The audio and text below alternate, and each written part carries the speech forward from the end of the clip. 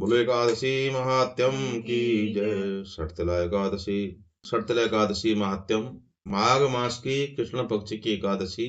एक समय गालव्य ऋषि ने पुलस्त्य ऋषि से पूछा कि हे मुनीश्वर, मनुष्य मृत्यु लोक में ब्रह्म हत्या आदि महान पाप करते हैं और दूसरे के धन की चोरी करते हैं तथा दूसरे की उन्नति देखकर ईर्ष्या आदि करते हैं, परंतु फिर भी उनको नरक प्राप्त नहीं होता।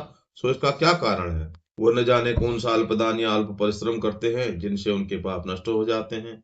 यह सब आप कृपा पूर्वक। इस पर पुलस्त्य महात्मा बोले, हे मुनिवर, आपने मुझसे अत्यंत गंभीर प्रश्न पूछा है।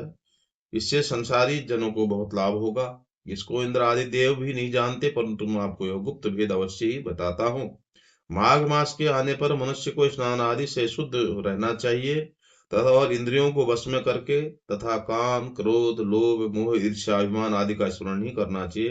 उनको हाथ पैर धोकर पुष्य नक्षत्र में गोबर, कपास, तिल मिलाकर उपले बनाना चाहिए। उन कंडों से 108 बार हवन करें और यदि उस दिन मूल नक्षत्र हो और द्वादशी हो तो नियम से रहे। स्नान आदि नित्य क्रिया से शुद्ध होकर भगवान का पूजन कीर्तन करना चाहिए। एकादशी के दिन व्रत करें और रात्रि को जागरण तथा हवन करें। उसके दूसरे दिन धूप दीप नैवेद्य से भगवान की पूजा करें और खिचड़ी का भोग लगाना चाहिए। उस दिन श्री कृष्ण भगवान का पूजन करना चाहिए। उनको पेठा, नारियल, सीताफल या सुपारी सहित अर्घ देना चाहिए और फिर उनकी स्तुति इस प्रकार करनी चाहिए, हे भगवान, आप असुरों को शरण देने वाले हैं। आप संसार में डूबे हुए का उद्धार करने वाले हैं। हे पुंडरीकाक्ष, हे कमल नेत्रधारी, हे विश्व भगवान, हे जगत गुरु, आप लक्ष्मी जी सहित मेरे इस तुच्छ अर्घ को स्वीकार कीजिए। इसके पश्चात ब्राह्मण को तिल दान करना चाहिए। इस प्रकार मनुष्य जितने तिल दान करता है उतने ही सहस्त्र वर्ष स्वर्ग में निवास करता है।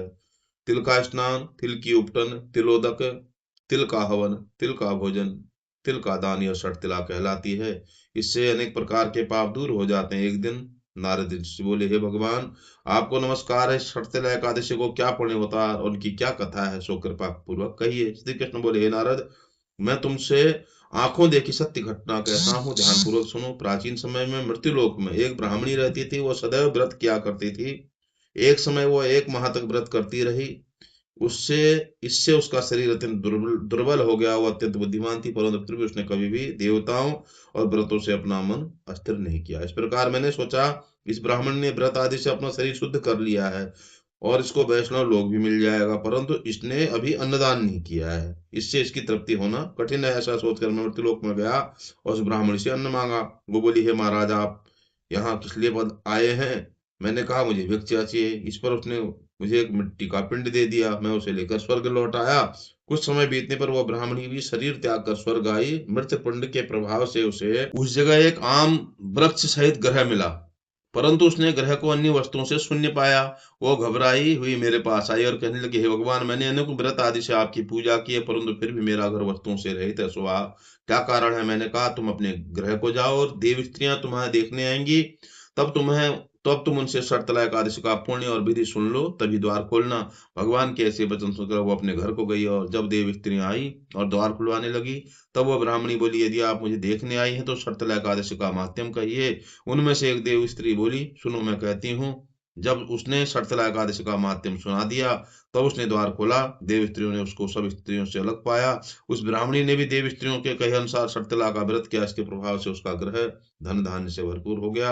अतः मनुष्यों को मूर्खता त्याग कर एक शर्तला एकादशी का व्रत करना चाहिए। इससे मनुष्यों को जन्म जन्म में आरोग्यता प्राप्त हो जाती है। इस व्रत से मनुष्य के समस्त पाप नष्ट हो जाते हैं।